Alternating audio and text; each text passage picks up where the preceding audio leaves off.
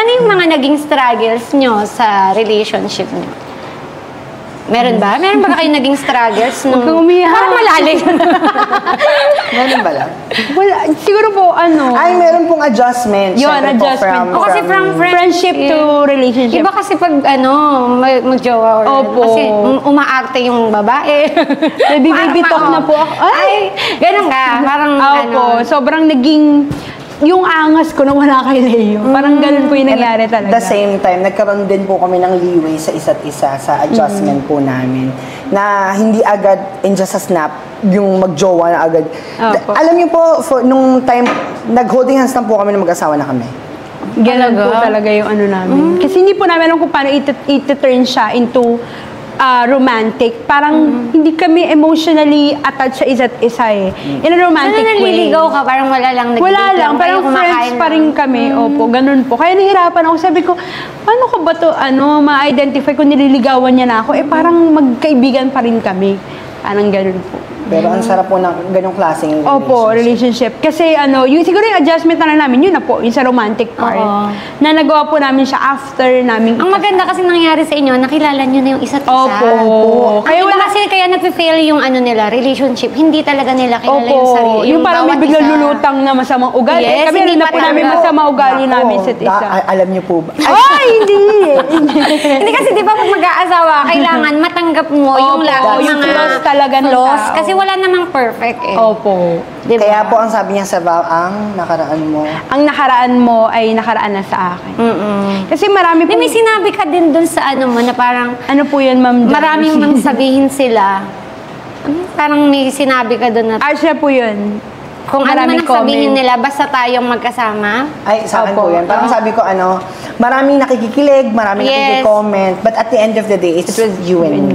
Na ganun din naman po talaga sa relationship, na parang lagi ko pong nare-remind sa kanya na na wala kaming kailangang patunayan. Yeah, sa tao. Hindi mo kailangang i-explain yung sarili mo. Yes. Kasi at the end of the day, kaming dalawa yun eh.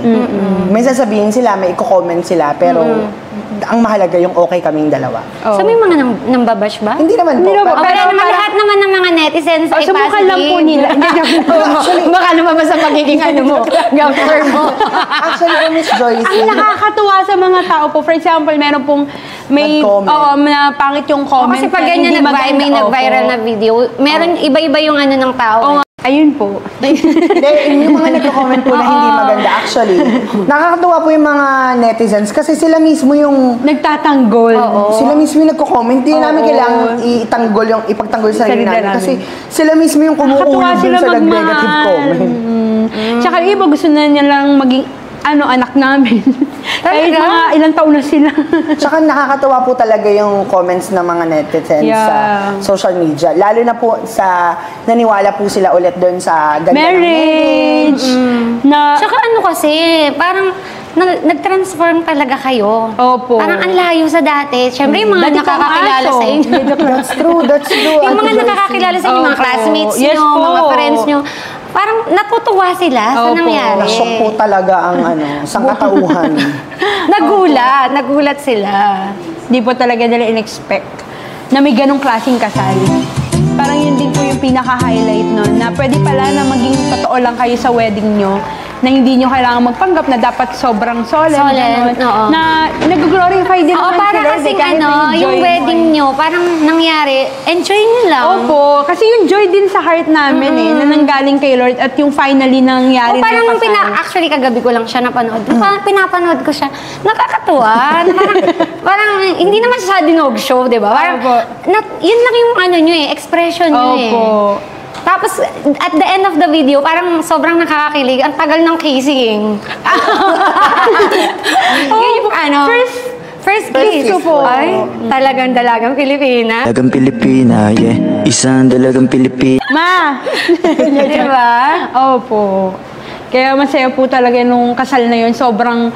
Kasi yung mga tao din nung mismong wedding, close sa heart namin. At nakita nila yung journey namin. Opo. Selected lang po yung 130 guests. Dami pa rin. Opo, kasi marami po kaming talaga. Family din. So parang pinakita nyo sa kanila na eto kami. Parang gano'n. Kasi sila din, po sila ng tao. So kilala nila parang kaming kung baga magiging solemn, parang teka lang, sila ba yan? Oo, Parang gano'n. Oh, that's true. So, kilala nila kami personally, kaya imposibleng hindi solemn yung kasal namin. Opo, inabangan din nila yung ganong part.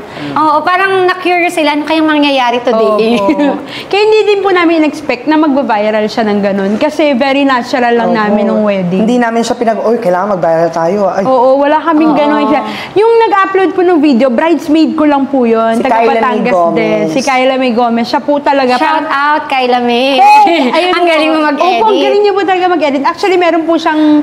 inedit niya po yun. Actually, right after the wedding, nag-edit na siya. Tawa siya ng tawa. Habang in-edit niya.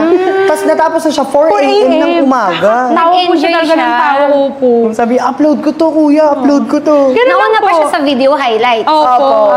Kasi tawang-tawa po talaga siya. Hindi niya po, parang hindi niya po makontain yung tawa niya na gusto niya nang i-upload Actually, yung talaga. post niya po yung nag-viral. Hindi kasi nga, di ba parang kakaiba yung wedding nyo? Opo. Parang na-excite siya na, First kailangan time matapos din- ko to. Opo, Di first ba? time niya di po makatin ng ganong wedding. Na ganon daw po kasaya talaga. Kaya hi, Kai. Thank you sa'yo. Nandito si Kat and si Leo. Opo. Opo. Ang dami po namin discoveries together. Mas, yun na nga, parang... Nakalala po namin ang isa. Wala na rin kami... Mas nakilala nyo yung isa't Opo. isa. At the same time, wala na rin kami reservation kasi kasal na kami. Pwede kami mag-holding hands, mag-kiss. And alam namin na ano yun, na legal yun kasi magkasawa naman kami. And ano lang, Sweet. Ang Masaya. haba talaga ng hair mo, girl. masaya. Lalo na kung may coffee gel na ginawa yung asawa mo. Ay! Talaga, gumagawa ka ng ganon.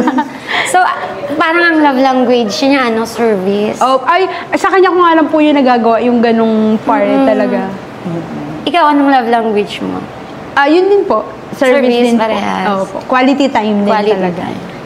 Kaya nung naging mag-asawa po kami, kasi dati kahit na mag-jowa kami that time, magkahiwalay kami, nasa Marikina siya, nasa Oo, Batangas. iba pa Opo. rin ang magkasama. Pero nung kinasal na po kami, ngayon lang po talaga kami nagkaroon ng time for one another. Na Oo, talagang magkasama 24/7 kami magkasama. Alam niyo po, one time, gumising po siya umiiyak. Bakit? Pwede ko may Ano nangyari? Ba't ka biglang umiiyak, girl?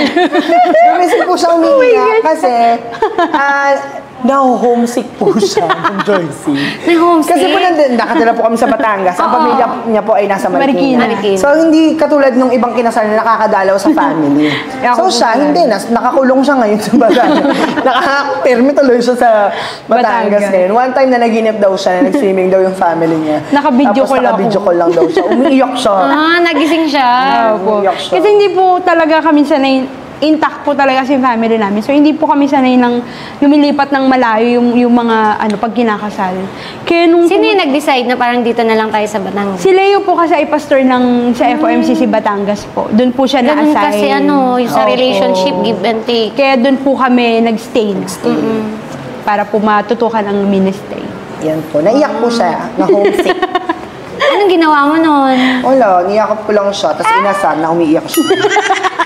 Ganun lang kaya di na katawa ka na lang po talaga. Parang yung iyak mo, wala na. May hinto po talaga sa katawa. Pero pag magkasama talaga kayo, tawa lang kayo ng Masaya talaga. normal lang, ganyan. Kaya nga po sa TikTok, ang dami po nagko-comment, mag-vlog na kayo, mag-vlog na kayo. Actually, ako po talaga, ayoko po mag-vlog. Kasi po parang gusto ko lang yung time namin talaga together, na ito lang talaga kami. Pero, Kasi yung iba pag po, nagbablog minsan, di ba? Ang hirap. na puput in on the spot ka, makikita ka ng maraming tao, parang ang daming involved sa relationship ninyo. Minsan parang, ayoko po ng ganun, parang may fear at the same time, parang privacy ba? Pero ngayon kasi talagang Hinahanap po talaga ng tao. sa TikTok, kahit saan po kami pumunta, Talaga? nakikilala na po kami. Naloloka po kami. Nag-Star City po kami, kilala kami. Pagdating nga po namin dito, may nakakilala sa amin eh. Sa bumibili lang po kami save more ng Nagugulat na sardinas. lang kayo, ikaw yun. Ganun, Oo, opo. sabi, nakakatuwa na parang, ganun na pala tayo kakakilala. Pero ako naman po, gusto ko pa talaga mag-vlog. Kasi nag-vlog po ako before. Parang gusto ko po talaga videohan kami. Kasi yung Pag nagawa ka ng coffee jelly, kasi di parang ba? yung part na gusto ko ma-inspire yung tao na masaya ang buhay. tama. Na to really enjoy your life. Parang, lalo na yung mga tao doon na nagsasabi na, post lang kayo kasi tawang-tawa ko buong araw. Actually, mga may ganon. mga post din po doon sa comment section, Miss Joyce, na buti pa kayo, ganyan yung marriage ninyo. Nagsishare po sila na, ito yung marriage ko, ito yung family ko. Oo, may mga nag-o-open. Opo. Sa comment section po yun, Sa very comment public. section po, nagko-comment na. Kasi hindi lahat ng marriage, Opo, katulad ng na may mga naiingit nga po. Pero doon nga po, parang lagi namin ina-encourage na, na kaya pang ma-revive yung marriage nyo, na-enjoy nyo yung buhay. So parang nagiging Oo, guidance counselor po. Yun nag-share na kayo. Opo. Oo, kasi, di ba, at the end of the day, Masaya if po may talaga naipayo ang ka buhay. dun sa Opo. mga nagko-comment doon, baga may purpose. Opo. Malay mo sa isang reply mo, ay tama maayos yung siguro. family. Yes. Maayos din yung family nila. Opo. Ayun. Kaya masaya po.